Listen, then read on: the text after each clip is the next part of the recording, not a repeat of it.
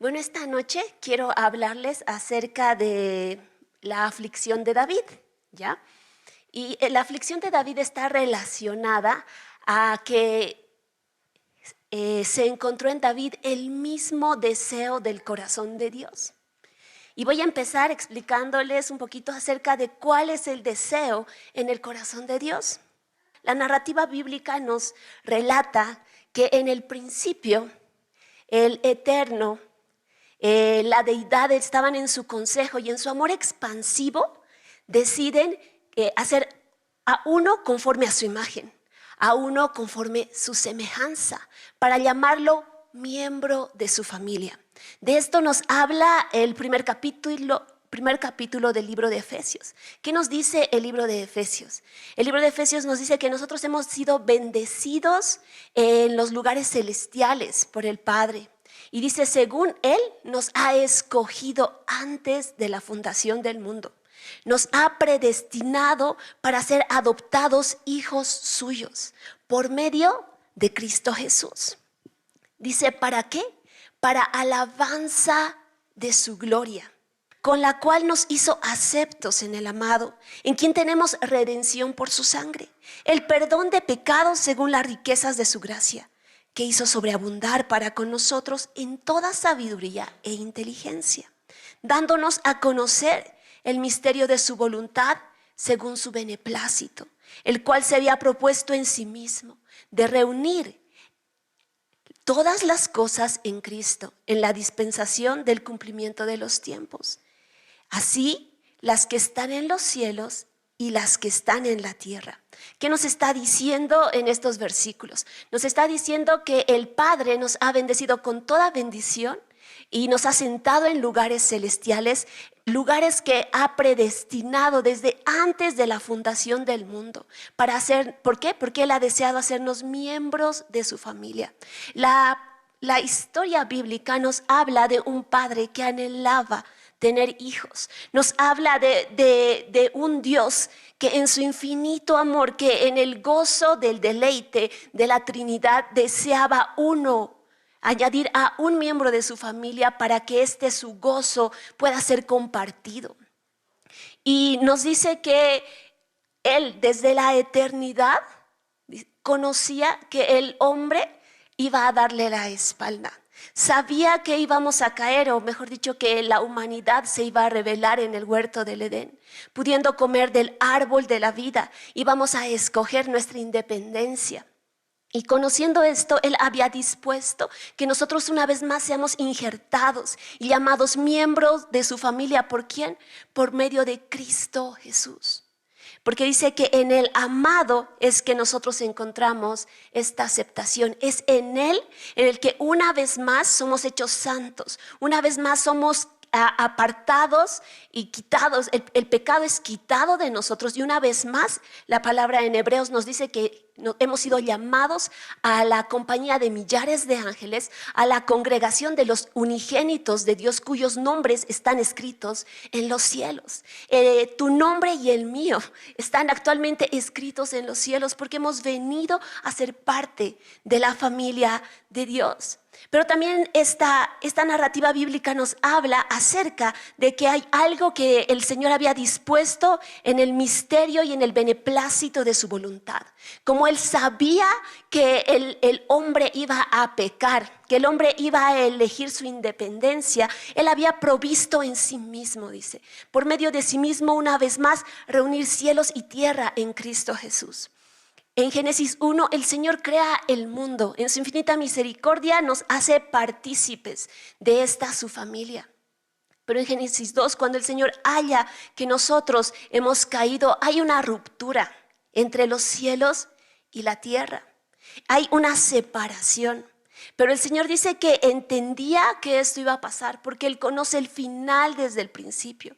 Y aquel que conoce el final desde el principio no le cae por desprovisto la decisión del hombre. Es así que Él provee al Cordero inmolado en quien una vez más cielos y tierra son reunidos. La narrativa bíblica comienza como acabo de relatarlo. ¿Y qué concluye? Apocalipsis 21:1 nos habla de vi cielos nuevos y tierra nueva. Y dice, vi descender la nueva Jerusalén. Y este es el tabernáculo de Dios con los hombres. Y Él será su Dios y ellos serán su pueblo. Sí, una vez más dice, Él morará en medio de ellos. Y esta es la historia de nuestras vidas. Esto es aquello que hemos sido llamados a ser parte.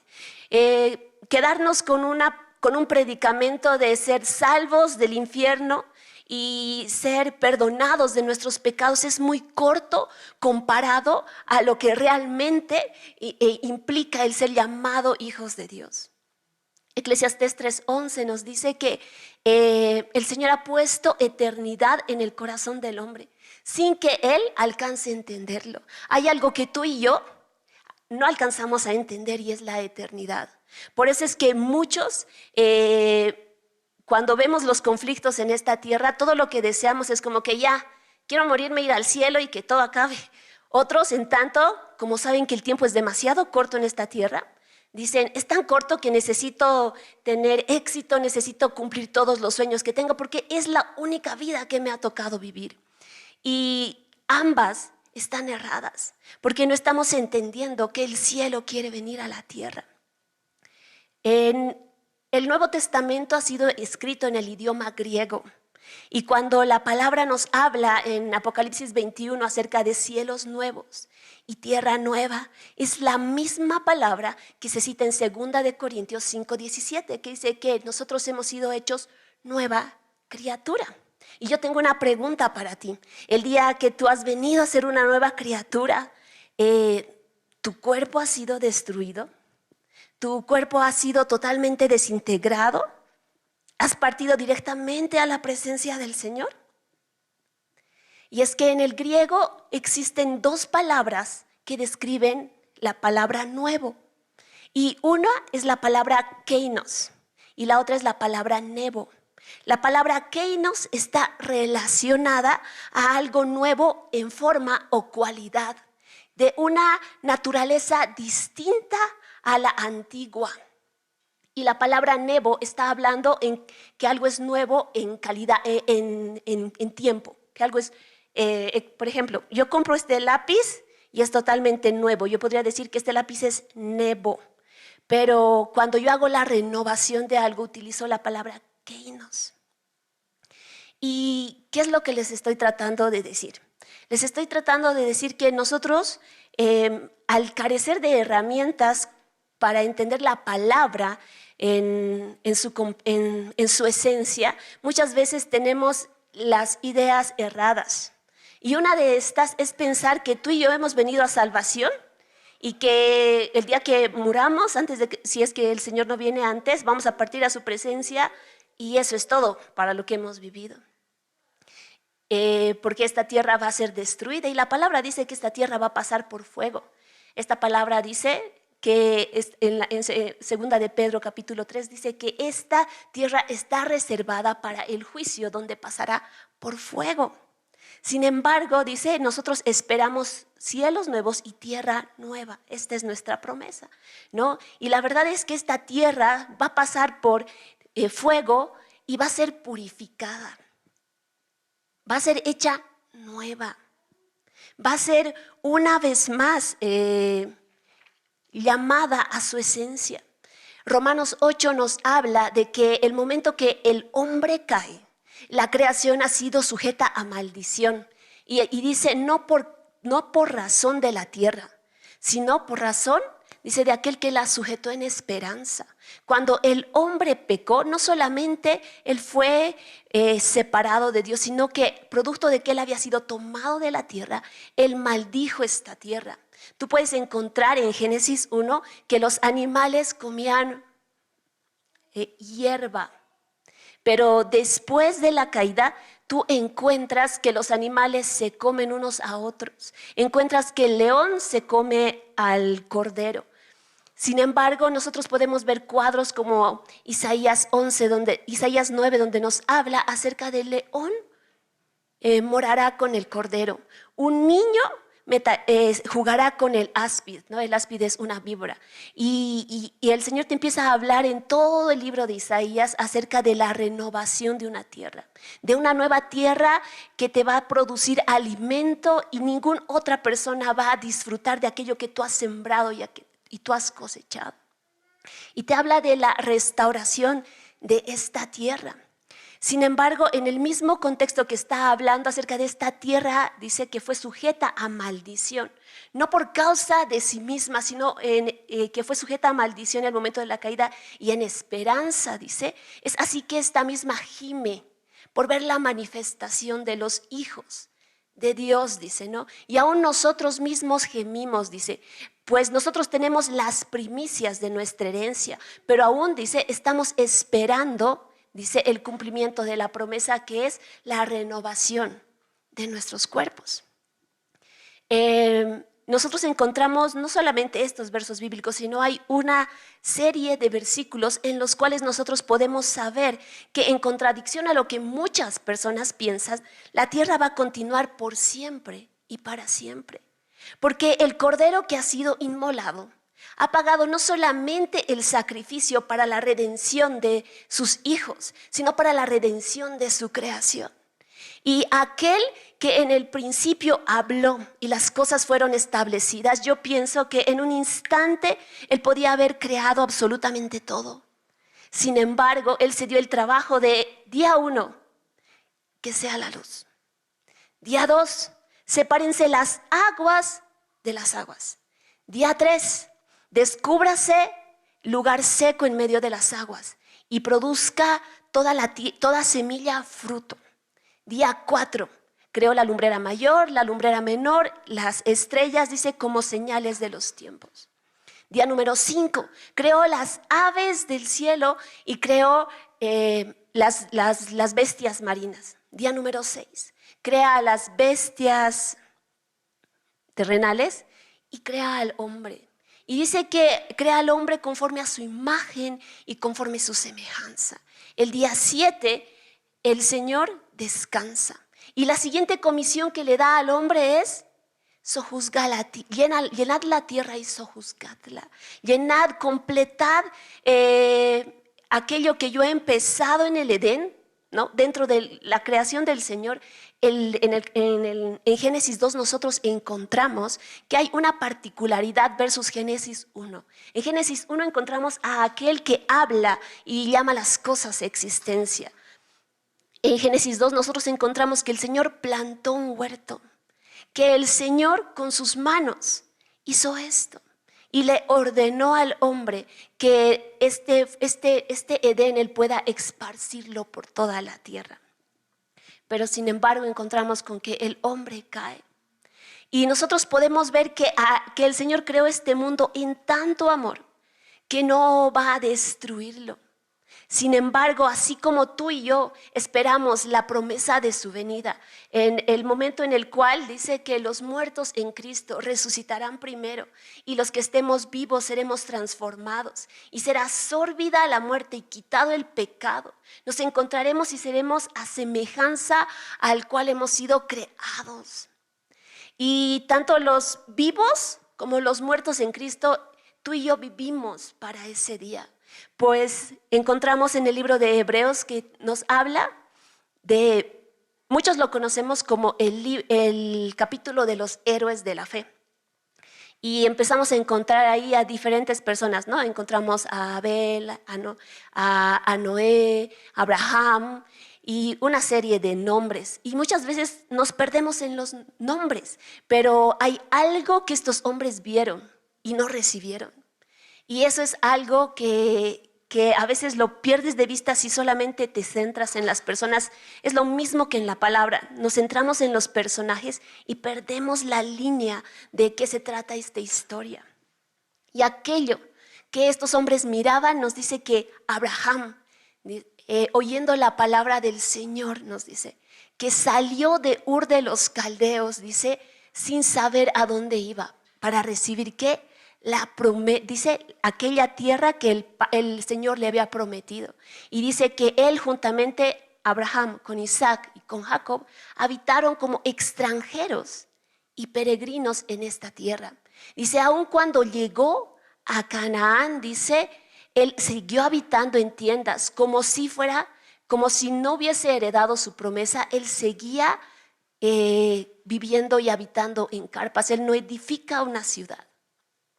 Más adelante podemos ver que Moisés, dice que Moisés rehúsa ser llamado hijo de la hija del faraón y prefiere antes los vituperios de Cristo, dice, porque se mantiene firme como mirando al imposible, porque podía ver el galardón que le había sido prometido.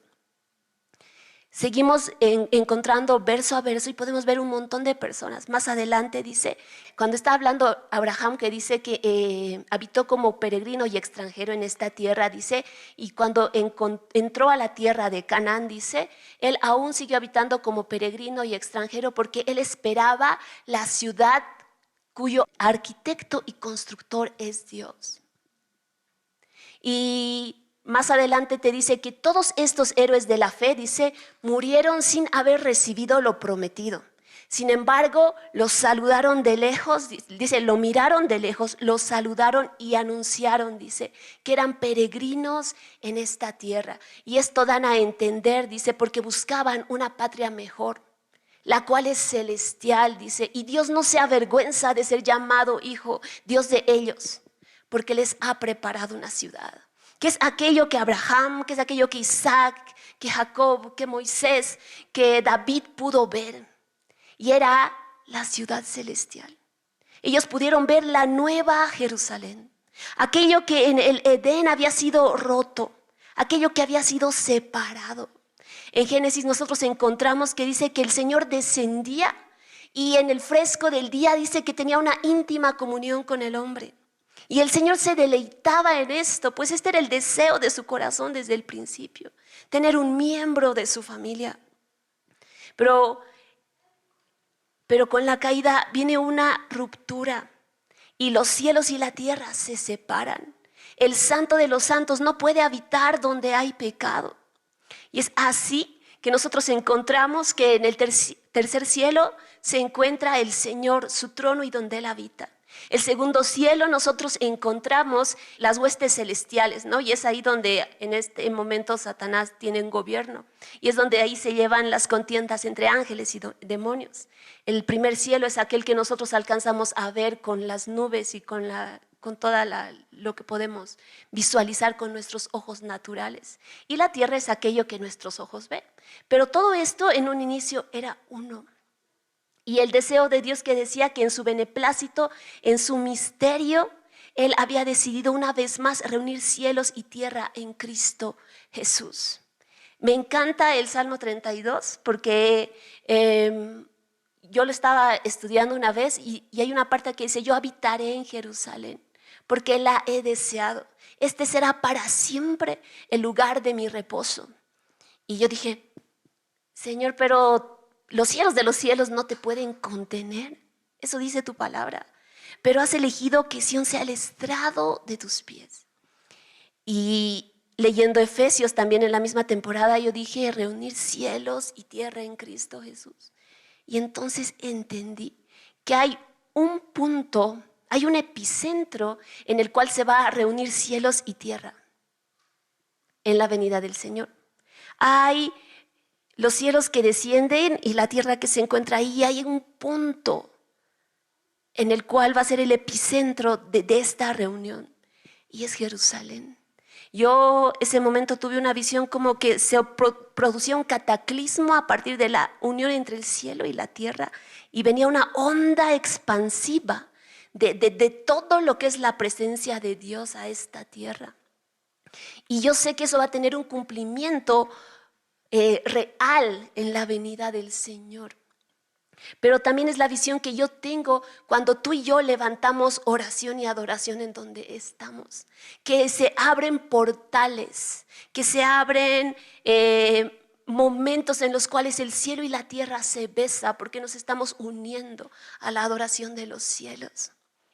Y esta reunión de cielos y tierra es aquello que tú y yo estamos esperando. Las buenas noticias que tenemos en Hebreos es que dice que todos estos han muerto sin alcanzar la promesa, porque Dios había provisto algo mejor también para que nosotros participáramos de esta promesa. El día de la venida del Señor, tú y yo vamos a resucitar juntamente con David, juntamente con Abraham, juntamente con Isaac, con José, con Daniel. Los héroes de la fe, de cuantos hemos leído acá, vamos a tenerlos gozando del mismo privilegio al cual hemos sido llamados, tú y yo. Y esto es algo que David entendió en su corazón. ¿Y por qué sé que lo entendió? Porque vamos a leer el Salmo 132. Y el Salmo 132 nos dice: acuérdate, oh Jehová, de David y de toda su aflicción, de cómo juró a Jehová y prometió al fuerte de Jacob: no entraré en la morada de mi casa, no, ni subiré sobre el lecho de mi estrado.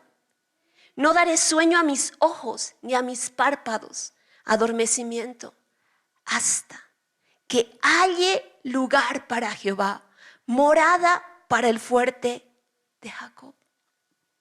Y este salmo me conmueve en el espíritu, porque hay algo que David había logrado tocar del corazón del Señor, y es en su presencia que este salmista, mientras le evocaba los cánticos más hermosos a partir de contemplarlo en la naturaleza, a partir de inquirir en su palabra, él había contemplado tanto la hermosura del Señor que había entendido el deseo de Dios por el hombre. Había entendido que el Señor estaba buscando una vez más reunir cielos y tierra en Cristo Jesús. Había entendido que una vez más aquello que se perdió en el Edén iba a ser restituido en Cristo. Había entendido que esto de ser hijos de Dios no tenía que ver ni se limitaba nada más a 20, 30, 50, 60 años en la tierra, sino había entendido aquello que el Señor había depositado en su corazón, y es eternidad. David alcanzó a entender que eternidad fue implantada en su corazón al ser llamado miembro de la familia de Dios. Y en este éxtasis de su corazón, del deseo de Dios, él pudo extenderse a la eternidad. Y él pudo mirar a aquel que iba a gobernar sobre cielos y tierra. Podía ver cómo esta tierra iba a ser sanada y restaurada, y cómo iba a ser preparada aún para la venida del Padre a la tierra. Cómo en el milenio Jesucristo iba a reinar a partir de su trono en Jerusalén. Isaías 2 nos habla y nos dice que el monte del Señor, dice en los tiempos del fin, el monte del Señor será elevado sobre cualquier otro monte. Y esto nos está hablando no solamente acerca de que el Señor va a ser exaltado y todo collado y toda montaña va a ser derretida en cuanto a personas orgullosas, sino está hablando literalmente. Está hablando de que hay un día en el que esta tierra va a pasar por un cataclismo topográfico, geográfico, en los cuales el pináculo de Jerusalén va a ser elevado. Y dice que las personas van a decir: vamos a Sión, vamos a Jerusalén, porque vamos a ser instruidos por Jesucristo y vamos a aprender a andar en sus caminos, porque la palabra saldrá de Sión, su ley saldrá desde Jerusalén, y vamos a ver este cumplimiento que dice que la palabra, que la tierra será llena del conocimiento de Dios, que desde donde se pone el sol, desde donde sale el sol hasta donde se pone, el nombre de Jehová va a ser grande entre las naciones. Y tú y yo no vivimos nada más para nuestros 50, 60, 70 años en la tierra, para tener hijos, educarlos en el Señor, para tener un trabajo exitoso, ser el gerente general de la mejor empresa o tener una empresa privada o la mejor casa. Nosotros vivimos para ver el establecimiento sempiterno de un reino de justicia, de un reino de humildad, de un reino de servicio eterno. El Apocalipsis nos anuncia este día, el día en el cual viene el término de la maldad, el día en el que viene el fin de la era donde gobierna el maligno, y el pecado va a ser sórbido, la maldad va a ser juzgada y la muerte va a ser quitada. Que sea esto, aquello que pueda abrirte a ti, tanto como a mí, la perspectiva cada día para tener esta aflicción en el corazón de no solamente vivir para esta tierra, sino para el establecimiento de los propósitos de Dios.